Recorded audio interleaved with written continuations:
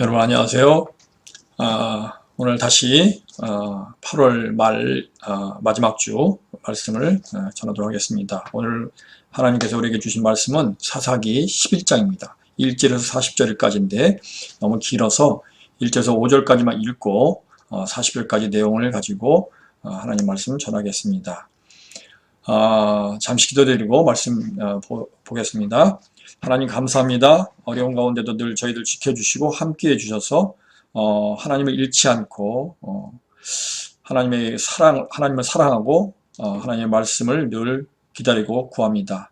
주님 저희들에게 하나님의 온전한 지혜와 지식을 주셔서 우리 안에 내주하시면서 저희들을 지혜 있게 지혜로운 자들, 지식 있는 자들로 늘 하나님의 자녀로 삼아주시기를 소원합니다.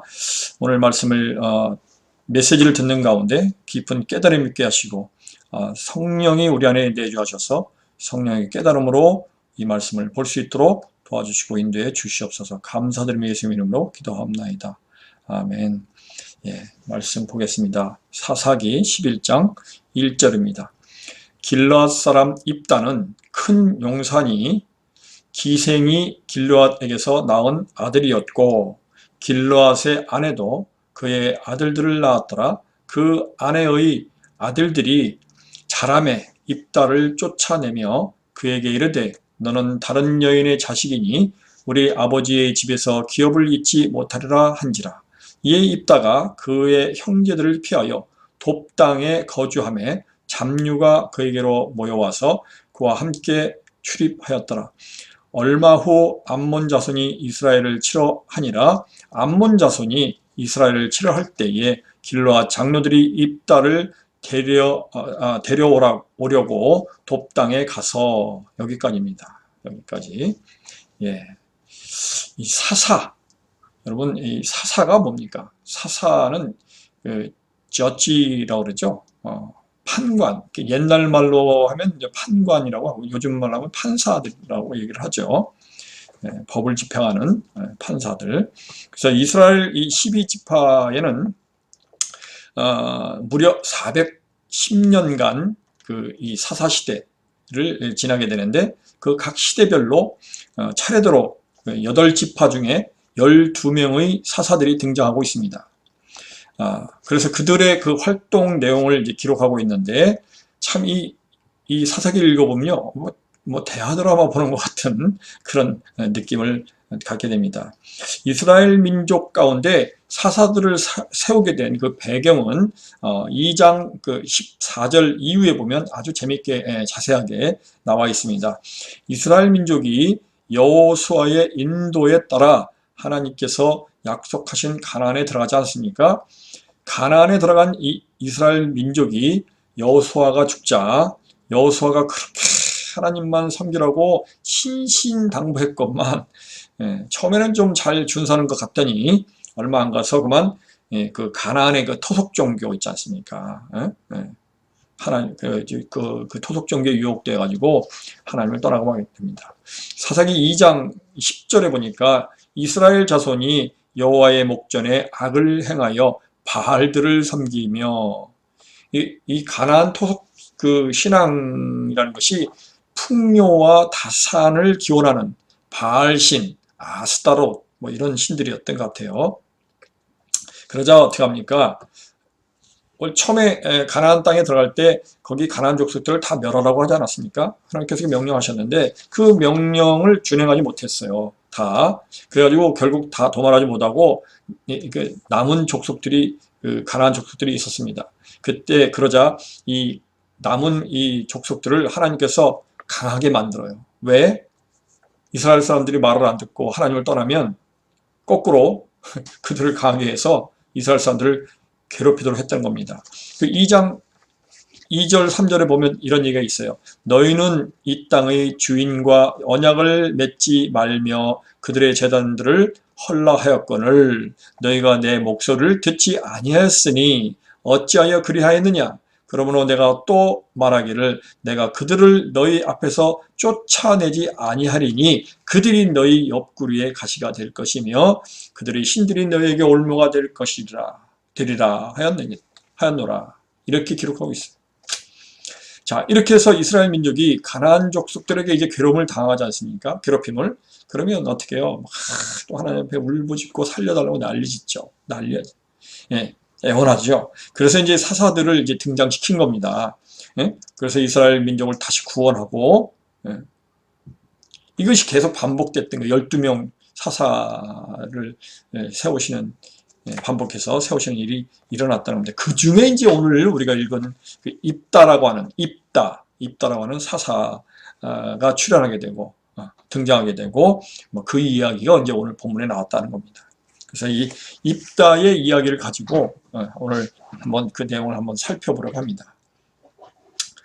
자, 입다를 이 사사 입다 이야기를 읽다 보면 여러분 좀 비참함을 느끼게 되고 어떻게 이럴 수 있을까 하는 몇 가지 의문도 생기게 됩니다. 먼저 입다의 그 출신을 보면요, 조선시대 그 홍길동이라는 인물을 생각하게 돼요. 떠올리게 되죠. 홍길동 어떻게 합니까? 자신의 신분에 대한 그 반감으로 신분이 비천함을 극복하기 위해서 양반들하고 싸우려고 힘을 기르고 드디어 어떻게 됩니까? 의로운 도둑은 도둑인데 의적이에요. 의적. 그 양반들의 그 재산을 훔쳐다가 가난한 사람들께 나눠주고, 가난한 사람들 입장에서는 얼마나 도둑이라도 같은 도둑이라도 얼마나 의로운 도둑입니까? 그죠? 예. 이렇게 그 홍길동은 의적으로서 자신의 명성을 드러냅니다. 똑같아요. 이처럼 이 입다도 이렇게 서자로 태어났어요. 그래서 이 정실 자식들이 업신여김을 당합니다. 네. 왕따를 시키는 거죠. 너 첩의 자식이다, 뭐 이래가면서. 근데 거기에 대해서 대항하거나 싸웠다는 얘기가 없어요. 자신의 처지를 비관하였다는 말도 없습니다. 그런 양상을 보이지는 않았던 것 같아요. 오히려 정실 자식들로부터 따돌림을 당하고 마침내 그들에게 쫓겨나서 그들을 피해서 그 길르앗이 있고 그 옆에 그러니까 므낫세 지파 길르앗이 있고 그 옆에 암몬 족속이 있고 그 바로 밑에 모압이라고 하는 땅이 있거든요. 그 모압 땅의 돕이라고 하는 땅에 내려가서 잡류들하고 어울렸다 이렇게 나오고 있습니다. 홍길동의 그 행동과는 좀 다르게 그 자신의 모든 입장을 반감 없이 반항하지 않고 그냥 그대로 받아들이고 그냥 그 입장을 그냥 받아들이고 사는 그런 느낌을 받게 돼요. 이 돕땅은 이 모압 지방의 아주 작은 마을인데 또 거기서 잡류라고 하는 말이 지방의 그 건들건들거리는 건달들 있지 않습니까? 사회 부적응자들 뭐 그런 건달들 세계의 뭐 형님 정도로 살았다고 하면 될까요? 뭐 그런 것 같아요. 그런데 이때 길르앗 사람들이 하나님을 떠나서 그 가나안 그 우상들을 섬기고 폐역을 하니까 하나님께서 어떻게 해요? 암몬 자손을 일으켜가지고 이스라엘 자손들을 침범하게 합니다. 그러자 이스라엘 사람들이 암몬 자손과 결국은 전쟁을 하게 돼요. 이때 이스라엘 그 길르앗 사람들이 입다를 찾아옵니다. 예? 쫓아냈던 입다를 찾아와요.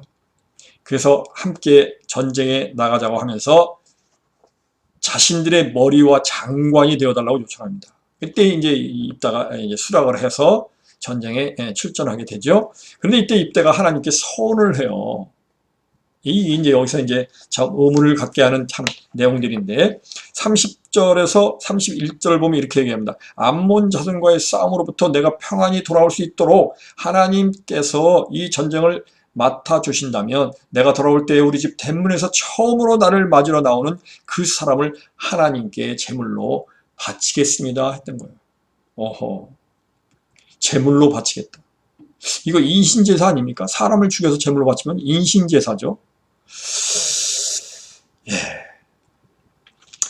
29절에도 보면요, 바로 그 앞절, 좀 전에 읽었던 30절 그 앞에 보면 여호와의 영이 입다에게 임하시니 라는 말씀이 나와요. 하나님의 영이 임하셨음에도 불구하고 입다는 이러한 서원을 하게 됐다는 겁니다. 하나님은 그러면 그 서원을 하도록 왜 놔두십니까? 영이 임하셨는데 이상해요. 그래서 실제로 그런 일이 이제 벌어지고 맙니다. 이제 그 다음 내용이 나오죠. 자, 그런데 이 공교롭게도 여호와 하나님이 이 전쟁을 이기게 하십니다. 그리고는 이 승전의 기쁨을 안고 돌아오는데 집에서 기뻐하며 처음 뛰어오는 사람이 누구예요 이게? 입다의 무남동녀 외동딸이었던 것이에요. 네? 그래서 그 소원대로 이 무남동녀 외동딸을 바쳐버리고 말았다는 겁니다. 아니 도대체 성경에서 왜 이런 장면을 기록하고 왜 묘사하고 어떻게 하나님께서 인신제사를 바쳤다는 걸 이런 내용을 씁니까? 그리고 또 어떻게 자식을 바쳐요? 이 말이 됩니까? 도무지 저의 어떤 그런 통찰력으로는 이해가 안 돼요. 네. 인신제사 성경을 아무리 뒤져봐도 하나님께 드렸다는 말도 없고 하나님께서 받으셨다는 말도 없어요. 여기 말고는 없습니다. 그래서 저는요, 사실 솔직히 말씀드려서 너무 이해가 안 돼가지고 뭐 인터넷을 통해서 또는 뭐 말씀 DVD, CD 통해서 여러 목사님들 설교 말씀을 들어보고 인터넷을 찾아보고 했죠. 이해가 안 됩니다. 명쾌하게 저를 이해시키지 못했어요. 대부분 여러분도 알고 저도 알다시피 대부분 서원은 아무렇게나 하면 안 돼. 서원 한번 잘못해가지고 폐가 망신했잖아 입다가 이런 얘기죠. 이런 얘기.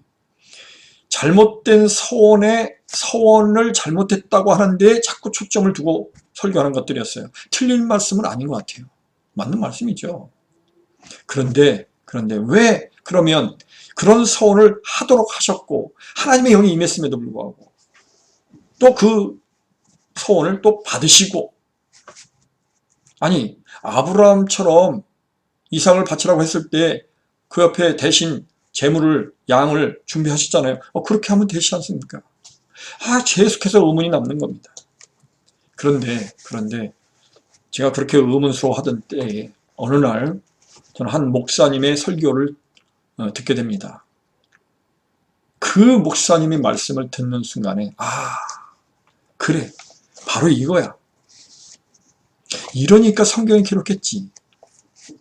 이런 생각을 하게 된 말씀을 듣게 됐던 겁니다. 어느 목사님이라고 성함을 말씀드리면 뭐 다 아실 수 있는 목사님이겠습니다만 성함은 말씀드리지 않겠습니다. 오직 딱 한 분만 그분의 설교만이 저를 이해시켰던 것입니다. 그래서 저는 오늘요 그 목사님의 설교를 그 설교 전반을 제가 인용해서 다른 목사님의 설교 말씀을 인용해서 말씀을 드리려고 합니다. 그리고 저 나름으로 깨달은 이 메시지를 전해보고자 하는 것이에요. 자, 입다 길르앗 사람입니다. 길르앗은 므낫세 지파 중에서 마길의 그 가문 중에 있었던 것 같아요. 원래 요단강 동편 쪽에 있는 므낫세 지파, 그걸 길르앗이라고도 얘기했거든요. 그러니까 그 지역 이름이라기보다는 사람 이름이었죠. 그런데 그 입다는 바로 그 길르앗이라는 남자가 기생과의 사이에서 그 기생은 어느 족속 여자인지 모르겠어요. 이방 여자인지 이방 기생인지 이스라엘 자손 중에 기생인지 모르겠어요. 어쨌든 길르앗이 아들을 낳습니다.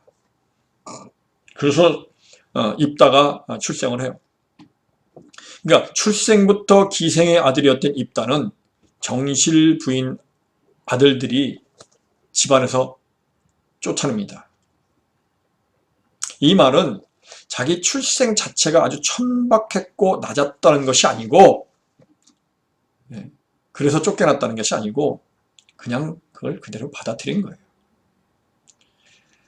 다시 말하면 풍요와 다산, 높아지고 많아지는 것을 최고의 그런 유일한 가치관으로 통하고 있던 이 시대에 그런 시대 정신을 가지고 살았던 사회에서 입다는 낮아짐을 인정하고 낮아짐을 고수하고 있었던 사람이라는 겁니다.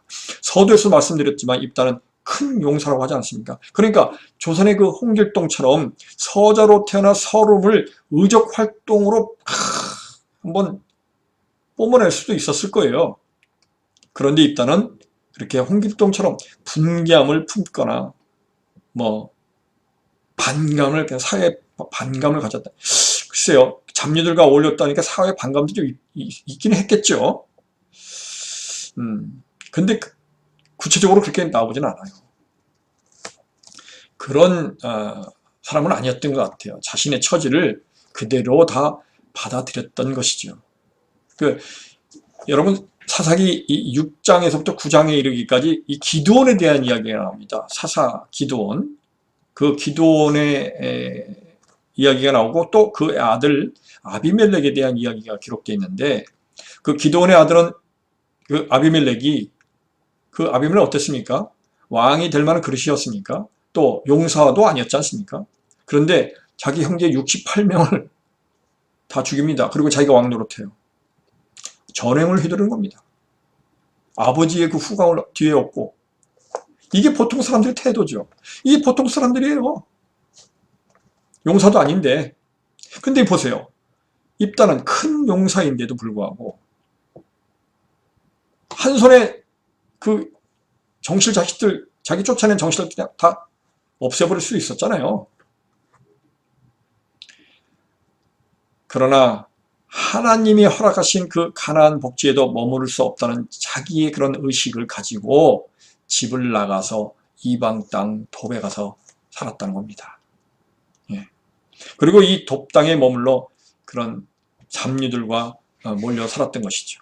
이게 단순히 어떤 자괴감이라든지 자기 출신에 대한 열등감이라든지 그런 것이 고착돼 가지고 그렇게 해서 낮은 마음이 아니라는 겁니다. 입다는 겸손했던 사람이라는 것이에요. 하나님 앞에서 스스로 낮은 자로 살았던 사람이라는 겁니다. 자, 이제 이 암몬 자손이 이스라엘을 이제 쳐들어오자 이스라엘의 그 길르앗 이 족속 그 장로들이 입다를 찾아옵니다. 도와달라고 찾아온 거죠. 도움을 청하죠. 그러면서 우리의 머리와 장관이 되달라고 부탁을 합니다. 그러니까 이때 잡류와 함께 머물고 있던 그 낮은 곳에 있는 이 입다의 입장에서 보면 아주 거창한 거대한 스카우트 제의가 들어온 거 아니에요. 네. 그러면 요즘 사람 같으면 어떻게 합니까? 네? 소위 출세한 사람이 되는데 이제 출세를 하게 되는데 돕 사람들 다 모아놓고 잔치라도 벌여야 되는 거 아닌가요? 네. 개천에서 용났다 이러면서. 그런데 입다는 바로 그 제안을 받아들이지 않으면서 뭐라고 얘기합니까? 나를 쫓아내더니 이제 와서 암몬 자손으로 인하여 어려우니 나를 불러가느냐라고 한번 튕겨봅니다. 이게 뭐 보통 사람이죠. 네. 쫓아낼 때는 언제고 급하니까 나를 부르냐? 쓱 한번 튕겨본 거예요. 이런 말은 인간적으로 얼마든지 튕겨볼 수 있어요. 사람이 다 그렇죠. 그러나 그 속마음은 어떻겠어요? 아싸, 드디어 때가 왔네. 내가 이제 드디어 한번 이제 참 사나이의 그런 기세를 한번 펼칠 때가 왔구만. 뭐 이러지 않았겠냐 이죠. 천한 처지에서, 낮고 천한 처지에서 이스라엘 온 지파 중에 머리가 될 수 있는 기회가 주어졌으니 예. 나 같으면 그랬을 것 같아요. 저 같으면. 근데 입다 이렇게 말아. 이렇게 얘기합니다. 여호와께서 암몬 자손과의 싸움에서 암몬 자손을 내 손에 붙이시면 지금 이 길르앗 자손들요. 하나님 이름, 여호와 이름 잃어버렸어요. 하나님 이름 모릅니다. 지금. 바알 섬기고 지금 뭐 아싸로 섬기던 사람들인데 뭐 몇 년을 지금 그런 사람들 앞에서 여호와 하나님의 이름을 말합니다. 모든 사람들이 여호와 하나님의 이름을 다 잃어버리고 하나님의 이름을 부르지 않았던 이때에 유일하게 입다는 자신의 입으로 여호와 하나님의 이름을 얘기합니다. 여러분 이 시대를 잘 한번 배경을 들여다봐야 돼요. 여호와께서 암몬 자손을 내 손에 붙이시면, 그러니까 보통 사람 같으면 내가 이제 드디어 사람들 이렇게 인정받는구만. 이렇게 자신을 높였을 텐데 입다는 그 높임을 여호와의 손이 암몬 자손을 나의 손에 붙이면 이라고 하면서 자신을 높이는 것이 아니라 여호와의 하나님을 높이는 것이었다는 겁니다. 그리고 자신은 어떻게 합니까? 하나님 아래 그대로 머물러 있었다는 것이죠. 이런 태도는 아마 지금 이 하나님을 떠난 이 이스라엘 사람들 이해가 안 됐어요. 이해가 안 됐을 거예요. 당황했을 겁니다. 벙벙했을 거예요. 지금 뭐 하는 거지? 입다는 하나님의 손을 높이면서 자신은 자기의 본래의 자리, 본래의 능력이 낮은 곳에 그대로 머물러 있다는 그 의식을 유지하고 있었던 것이에요. 머리라는 말이 뭡니까? 머리. 높인다는 거 아닙니까? 하나님의 손이 암몬 자손을 내 손에 붙이면 그리하면 너희가 나를 높은 자로 인정하겠다는 것이냐? 이런 거죠. 여러분, 사람은 대중이 자신을 높이고 추앙하면요 하나님보다 높아져요. 그게 인간의 속성이에요. 그러나 입다는 철저하게 자신을 하나님 아래 두려고 자신을 머리로 추앙하겠다는 사람들 앞에서 하나님의 손이 암몬 자손을 내 손에 붙이면 이라는 단서를 붙이면서 하나님의 이름을 부각시켰다는 겁니다. 하나님을 배신하고 하나님을 떠난 이스라엘 사람들 어떻게 말합니까? 당신이 큰 용사니까 와서 우리의 지도자 되라고 얘기했는데 이것을 어떻게 받아칩니까? 하나님의 손이 나에게 적을 이기도록 해주시면 너에게 나를 왕으로 삼겠다는 것이냐? 라고 받아쳤던 거예요. 입다는 사람들이 자신을 용사라고 말하든지 서자라고 부르든지 그런 데 관심 없었어요. 잡류들하고 어울려 살망정 그저 하나님 앞에서 마음이 낮은 사람이었다는 겁니다. 입다는 자식이 많아야 힘이로 파워가 있다라고 그런 여겼던 그런 시대에 무남동료 외동딸을 두고 있었던 것만 봐도 알 수 있어요. 여러분 기드온 보세요. 아들을 70명이나 뒀어요. 첫 첩을 두어서 여러 아내를 두어서 70을 둡니다. 야일은 어땠습니까? 30을 둡니다. 여러 아내를 두고서 자식을 두었어요. 그때는 그것이 통했던 시대예요. 그런데 무남동료 외동딸로 만족하며 살고 있는 이 낮은 마음을 갖고 있었던 입다. 바로 그런 사람이었다는 겁니다. 왜 입다도 얼마든지 할 수 있었지 않습니까? 큰 용사라고 불러주고 추앙받고 왜 무남동료 외동딸로 만족해요? 여러 아내들 구해서 자식 쫙 낳고 나 이 정도 되는 사람이야. 얼마든지 그럴 수 있었지 않습니까? 자기 아버지도 정실부인 놔두고 기생하고 해서 입다 자기도 그렇게 해서 낳았는데 이 입다 이렇게 낮은 마음을 가진 그런 사람이었다는 거예요. 이렇게 낮은 마음을 가진 입다가 이제 전쟁을 하나 나갑니다. 이때 나를 무사히 돌아오게 하시면 하나님이 암몬을 내 손에 붙이셔서 내가 평안히 돌아올 때에 집에서 나를 환영하기 위해 나오는 첫 번째 사람을 내가 하나님께 바치겠다라고 서원합니다. 이게 문제예요, 이게.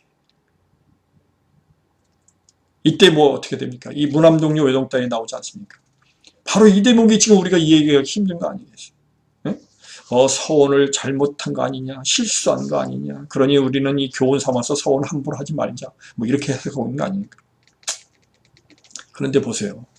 무남동료 외동딸이 나올 때 입다는 이렇게 얘기합니다. 너는 나를 참담하게 하는도다. 그리고 나를 괴롭게 하는 자로다. 이렇게 얘기해요.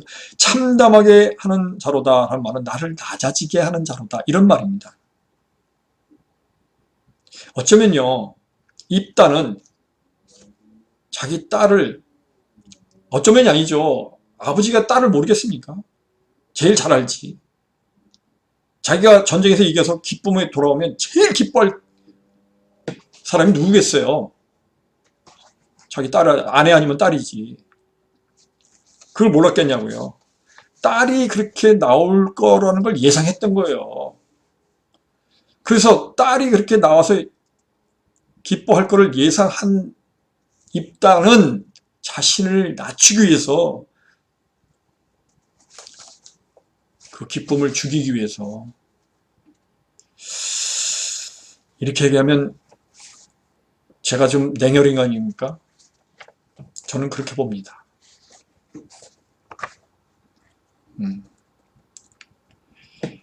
내가 전쟁에서 이겨서 사람들에게 추앙을 받게 되니 마음이 하늘 높이 올라가 하나님의 위로 오를 것을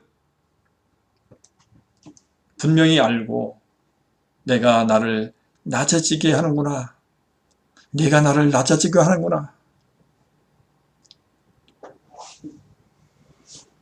그걸 바랬던 것이죠. 그러면 또 왜 하필 가족이어야 하냐는 거죠. 왜? 동네 사람들, 동네 사람들도 기뻐해서 나왔을 거 아니에요. 그 중에 하나 잡았다. 소원을 지켜도 됐음직한데 왜 하필 자기 집에서 나오는 사람을 바치겠다고 말했느냐는 겁니다. 왜 암몬 자손을 하나님이 내 손에 붙이셔서 내가 암몬 자손을 이겼습니다. 그러면 이제 보통 사람의 마음은 그 전쟁의 승리가 자기의 정체성이라고 생각하면서 이쯤 되는 사람이야 라고 말하면서 자신의 위상을 과시하기 시작했을 것이에요. 나는 암몬 자손을 이긴 사람이야, 감히 이래가면서. 이제 하나님께서 능력을 주셨다고 입으로는 말하지만 그 마음은 이미 하나님을 넘어갔을 거예요. 이게 보통 사람들이에요. 지금까지 우리가 사사기를 읽어보면서 다 그랬지 않습니까? 유일하게 입다만 다른 점을 보이고 있어요. 그럼 저보고 그럴 겁니다. 이 무슨 근거로 그런 말을 할 수 있냐고 물으실 겁니다. 여러분, 기드온 보세요. 10,000명 군사를 데리고 나갈 때 300명만 전쟁에 데리고 나가라고 합니다. 그 이유가 뭐예요? 10,000명 전쟁으로 나가서 승리하면 하나님께서 이기도록 하셨음에도 불구하고 자기들의 위용을 과시할까봐 그랬다고 나오지 않습니까? 아까 제가 2장 읽으면서 그 말씀 드렸잖아요. 그죠? 그게 사람이죠. 그럼 전쟁 승리 후 기도는 또 어떻게 합니까? 말로는 뭐 하나님이 다 해주셨다, 하나님께서 이루셨다고 해놓고는 어떻게 해요? 아들을 70을 낳고 아내를 막 두고 또 어떻게 에봇을 만들어서 자신의 위용을 과시하고, 사사기 8장 23절에서 27절 보면 아주 자세하게 나와 있습니다. 기드온이 미디안과의 전쟁에서 승리하자 자기 자신의 자의식이, 높아진 자의식이 이제 발판이 돼버린 겁니다. 그런데 입다가 이 전쟁이 이길 것을 예상하면서 하나님께서 이기게 하실 것이니까 이길 거 이미 예상하지 않았겠습니까? 네. 그리고서는 그렇게 예상하고도 말한 것이 뭡니까? 내 가족들 중에 하나가 나오면 바치겠다, 이렇게 얘기한 겁니까? 얘기합니다. 이게 교만해서 한 얘기일까요? 교만해져서? 아니요, 그 반대입니다. 철저하게 자신을 낮아지게 하기 위해서 했다는 겁니다. 낮아지게 한다는 뜻이 무엇이겠습니까? 전쟁의 승리의 기쁨 때문에 집안의 가족 중에 누가 나를 기뻐하면 마중 나올 거예요. 그러지 않겠습니까? 승리의 소식을 듣고 그 전쟁에서 이겼다고 하는 승리에 찬 그 기쁨을 표현하기 위해서 견디지 못해서 제일 먼저 뛰어나오는 사람이 있었을 거 아니겠는가? 다 알았을 거예요. 그 사람을 죽이겠다는 것이에요. 이것은 사람을 죽인다는 데 포인트를 두면 안 된다는 겁니다. 이걸 자꾸 사람을 죽였다고 하는데 포인트를 두니까 입다가 되는 거죠. 네. 입다 자신의 마음에서 내가 전쟁을 이겼다라고 하는 사실을 바탕으로 깔고 그 위에 우뚝 서러가는 자식을 죽이겠다고 하는 것에 초점을 맞춰서 이해를 해야 한다는 겁니다. 그 높아지려고 하는 마음을 죽이겠다라고 서운했다는 것으로 이해를 해야 하는 대목이라는 겁니다. 하나님의 손이 굳혔기 때문에 전쟁에 이겼습니다. 그런데 나 같은 인간은 죄인이기 때문에 그 전쟁의 승리를 발판으로 내가 높아질 것이므로 내가 낮아지는 내 본래의 자리를 찾기 위해서는 그 전쟁의 기쁨을 가장 먼저 만끽하고 기쁨에 못 이겨서 튀어나오며 승리를 구가할 내 가족 중에 한 명을 죽이면서 이 전쟁의 기쁨을 상쇄시켜버리고 슬픔으로 바꾸어 버리고 내가 다시 낮은 자리에 머물겠다. 라는 결심, 결단. 이게 바로 입다였다는 거예요. 그래서 그 행함을 보고 후대 사람들이 이 글을 기록할 때 입다의 이런 점을 귀감으로 삼아서 서두에 뭐라고 합니까? 입다는 큰 용사다라고 지칭했다는 겁니다. 여러분, 성경에 이런 면을 보인 사람이 입다 한 사람뿐일까요? 또 있습니다. 또 있어요. 여러분, 사도 바울 잘 알지 않습니까? 사도 바울이 빌립보 교회에서, 빌립보 지역에서 전도할 때에, 예수님을 전도할 때에 그 귀신 들린 그 어린 점쟁이가 하나 있었어요. 여자 점쟁이가. 그 점쟁이가 뭐라고 합니까? 지극히 높으신 자의 거룩한 종이다. 바울을 지칭하면서 지극히 높으신 자의 거룩한 종이다. 자, 이렇게 그 지역에서 귀신 들려서 아주 용한 점쟁인데 그 용한 점쟁이가 사람들 다 알지 않습니까? 그런 사람이 공신력 있는 사람이에요. 그런 여자아이가 지극히 높으신 자의 거룩한 종이다라고 하면 전도하는 입장에서 볼 때 얼마나 공신력이 있는 광고입니까? 기뻐해야 될 일 아닙니까? 그렇게 전도하는 사람들 많잖아요. 예. 얼마나 좋은 일입니까? 그 효과가 얼마나 있겠어요. 그런데 바울이 어떻게 합니까? 너무 괴로워서 그 귀신 들린 점쟁이 아이의 그 귀신을 쫓아버립니다. 귀신을 쫓아버려요. 귀신이 쫓겨나니까 그 점쟁이 어린 여자아이가 더 이상 점을 칠 수 있습니까? 그러니까 그 점쟁이의 주인이 점을 쳐야 돈을 버는데 점괘가 안 나오니까 소득이 줄어드네. 그러니까 바울을 고소해가지고 감옥에 가둬놨습니다. 감옥에 가둬가지고 어떻게 돼요? 안 죽을 만큼 매를 맞습니다. 다행히도 지진이 나가지고 감옥에서 풀려나서 망정이지 그렇지 않았으면 죽었을 거예요. 하나님께서 지진 일으켜가지고 사도 바울을 건져주셨죠. 그래서 사도 바울이 그 감옥에 나와서 한 말이 뭐예요? 너희가 말이지, 로마 사람인 나를 죄도 정치 아니하고 공개적으로 친 뒤에 이제 몰래 나를 놓으려고 하느냐? 이렇게 얘기를 합니다. 이게 무슨 얘기예요? 일부러 맞았다는 겁니다. 로마인이라고 얘기만 했어도 안 맞을 수 있었어요. 그렇지 않습니까? 왜 맞아요? 괴로워하던 중에 귀신 들린 여자아이가 지극히 높으신 자의 거룩한 종이라고 추켜 세울 때 자신의 마음이 높아지는 것이 괴로워하다가 자고할까봐 일부러 매를 맞았다는 거예요. 일부러. 난 로마 사람이라고 한마디만 했어도 안 맞았을 것을 맞았다는 겁니다. 안 죽을 만큼 그것도. 바로 입다도 이런 경우와 같은 맥락으로 볼 수 있다는 겁니다. 그렇게 이해를 해야 한다는 것이죠. 이제 말씀을 정리해 보겠습니다. 암몬 자손과의 전쟁에서 승리한 것은 물론 하나님께서 이기게 해 주셨어요. 그러나 입다의 입장에서 기생의 아들이라고 무시받고 자신을 쫓아내기까지 했던 그 정실 자식들 또 길르앗 사람들 앞에서 전쟁의 그 승리의 공을 과시하면서 자신의 위용을 높이고 싶었을 것이에요. 자기도 모르게 그렇게 높아져 갈 겁니다. 마음이. 본인이 아는 겁니다. 마음에 한도 있지 않았겠습니까? 그래서 암몬 그 전쟁에서 승리한 후에 기드온처럼 될 수도 있었을 것인데, 야일처럼 될 수도 있었을 것이에요. 그런데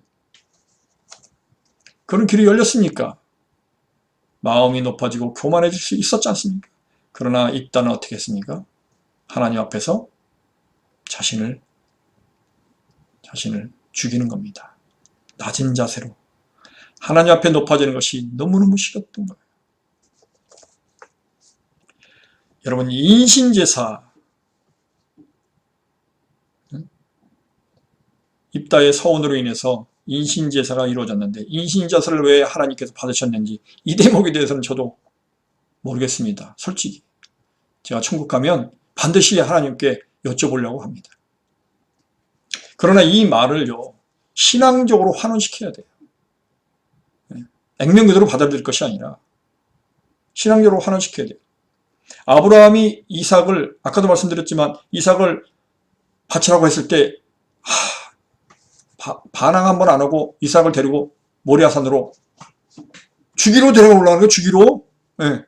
인신제사 드리러. 그때 이미 실제로 죽이지는 않았지만 데리고 올라갈 때 이미 마음에서는 이삭 죽였어요. 마음에서는 이미 이삭을 죽인 겁니다. 마음에서는 이미 제물로 바쳤던 것이죠.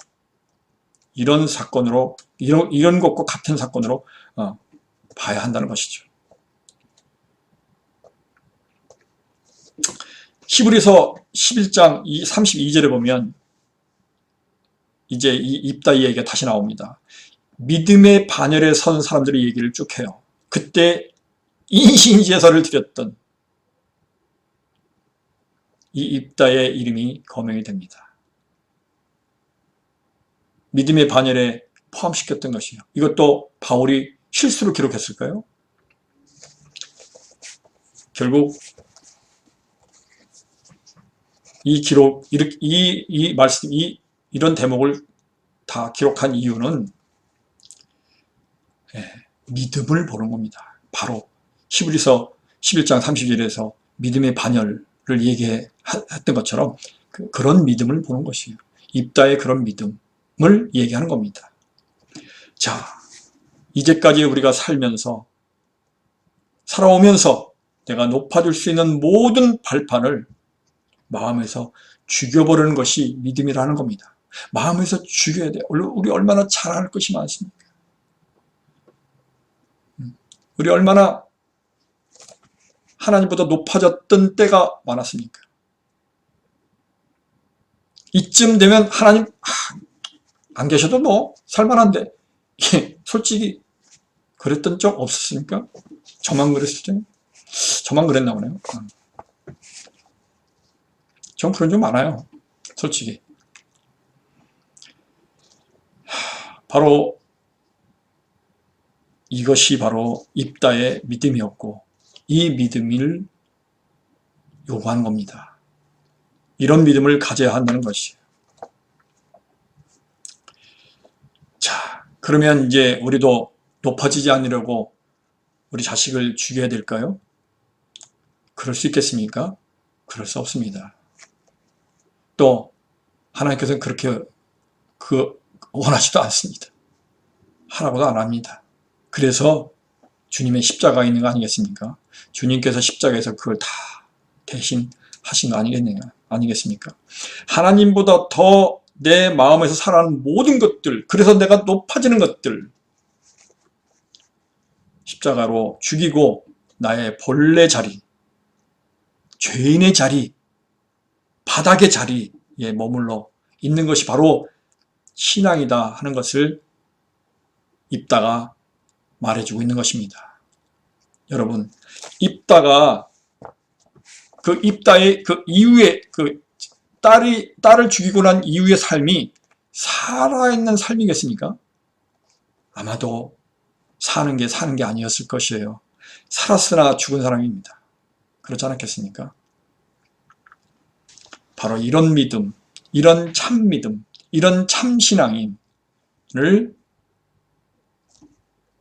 하나님께서 원하시는 것입니다. 사랑하는 성도 여러분, 우리는 이렇게 다 할 수 없지요. 그래서 예수님께서 대신하시고 예수님께서 십자가에 죽으신 거 아니겠습니까? 우리도 그 예수님의 본을 받아서 세상에서 나로 하여금 높아지게 하는 모든 것들을 그 십자가에서 죽이는 것이 우리가 해야 할 일이고, 그 십자가에서 마음 안에 있는 모든 높아진 것들을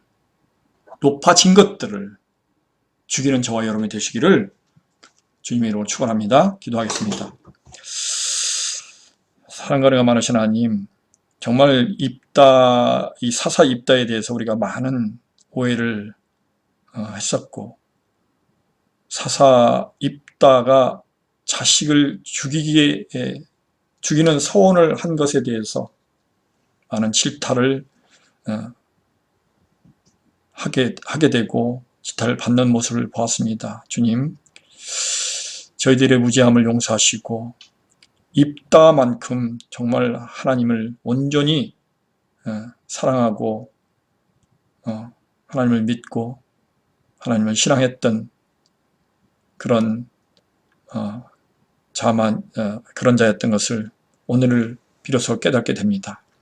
주님 감사드리고 저에게도 그런 믿음을 주시고 그런 믿음을 갖게 하시고 그 어떤 일에도 어떤 것에도 그 무엇에게서도 하나님 이상으로 살아가는 것이 되지 않게 하시고, 그런 것이 혹여 있다면 날마다 주님의 십자가에 통해서 마음을 죽이는 저희가 될 수 있도록 도와주시를 간절히 소원합니다. 감사드리며 예수님 이름으로 기도하옵나이다. 아멘.